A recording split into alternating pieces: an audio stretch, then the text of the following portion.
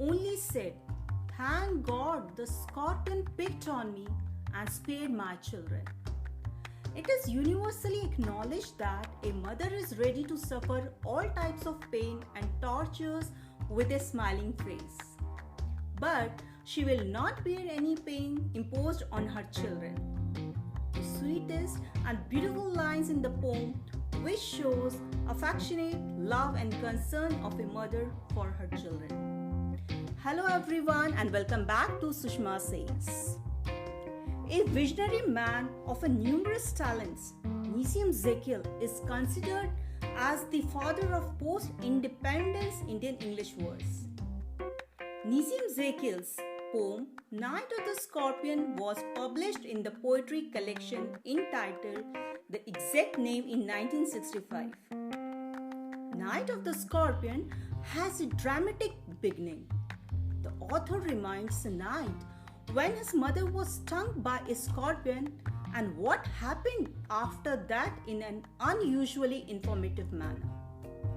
It was a night when a scorpion bit his mother and all the superstitious villagers did irrational things rather than helping her. The poem exposes the superstitions that dominate the minds of Indians and also the motherhood of a lady who worries only for her children even in the worst condition. The poem has no rhyme scheme. It has 8 stanzas with a differing number of lines in it.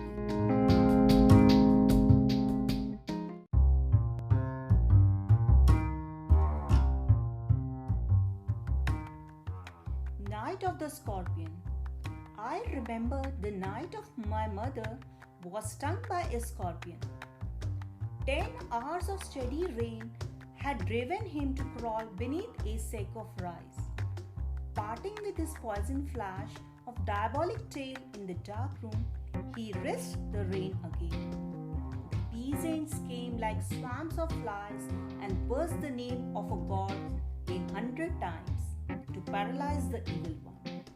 With candles and with the lanterns throwing giant scorpion shadows on the mud-baked walls, they searched for him. He was not found. They clicked their tongues with every moment that the scorpion made his poison move in mother's blood. They said, "May he sit still," they said. "May the sins of your previous birth be burned away tonight," they said. "May your suffering decrease the misfortunes of your next birth," they said. "May the sum of all evil balance in this unreal world against the sum of good become diminished by your pain. May the poison purify your flesh of desire and your spirit of ambition," they said, and they sat around on the floor with my mother in the center. The piece of understanding on each face, more candles, more lanterns, more neighbors, more insects, and the endless rain. My mother twisted through and through, groaning on a mat. My father, skeptic, rationalist, trying every curse and blessing, powder, mixture, herb, and hybrid. He even poured a little paraffin upon the beaten toe and put a match to it. I watched the flame feeding on my mother. I watched the holy man perform his rites to taint the poison with an incantation. After 20 hours, it lost its stings. My mother only said, "Thank God the scorpion picked on me and spared my children." The speaker starts by telling that he remembers well that night when her mother was stung by a scorpion. Continuous heavy rain, which lasted for 10 hours, made the scorpion crawl beneath or hide behind a sack of rice. The scorpion stung the speaker's mother with its tail in the dark room and went out in the rain again. The poet then points out that, hearing about the incident, the villagers rushed to the poet's home, or peasants folk of the village came like swarms of flies and and express their sympathy and burst God's name about 100 times to paralyze the scorpion. They search for the scorpion with candles and with the lanterns everywhere. According to him, the villagers begin searching for the scorpion, and their shadows themselves seems to be like a giant scorpion on the mud-baked walls. The shadows they formed on the wall too appeared a scorpion to the poet. They said, or as they believed, that with every movement of the scorpion, the poison would move in the mother's blood. If the latter is stopped and paralyzed, the poison effect can also be controlled. Yet, they could not find the scorpion.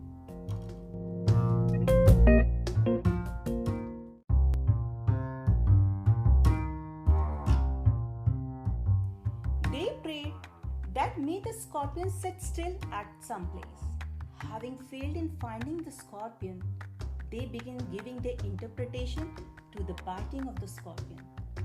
Some of them said that his mother's sins, which she committed her previous birth, have been forgiven. The others assumed that she is going to die and said that the pain that she is suffering from will decrease the troubles in her next birth. They wished that the mother's sins of her previous birth be purified by her suffering. They hoped that her suffering may decrease in her next birth due to her ordeal in this birth. They wish that they may all the evil in this world decrease in the world as a result of her pain, and may her flesh be purified of desire and the spirit of ambition by the poison. They surrounded his mother on the floor, with her in the center, with a piece of understanding on each face, as they felt that she had approached her end. The condition was becoming very messy as more neighbors were entering the house with the candles and lanterns, more insects, and endless rain.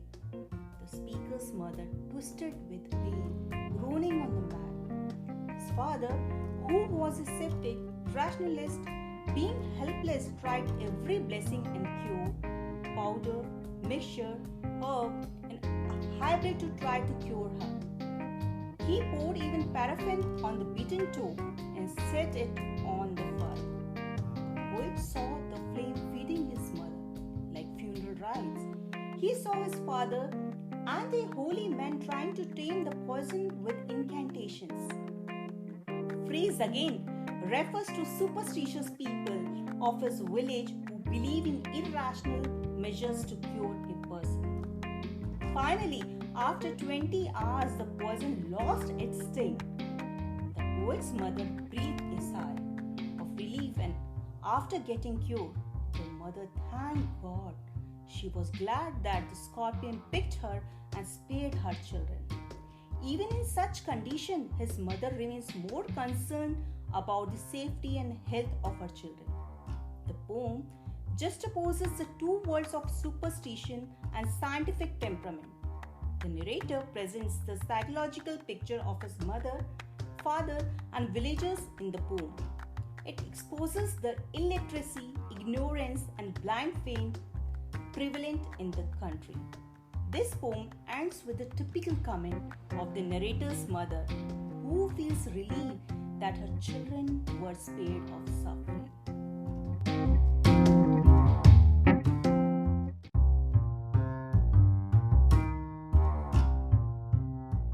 Nizam wrote this poem trying to give the impression of anger, but also an underlying message of motherly love, along with a hint of culture and superstition. Sushma says, always remember the quote by Peter Baskerville, "The ignorant are ignorant of their ignorance." Goodbye till we meet again. Bye-bye.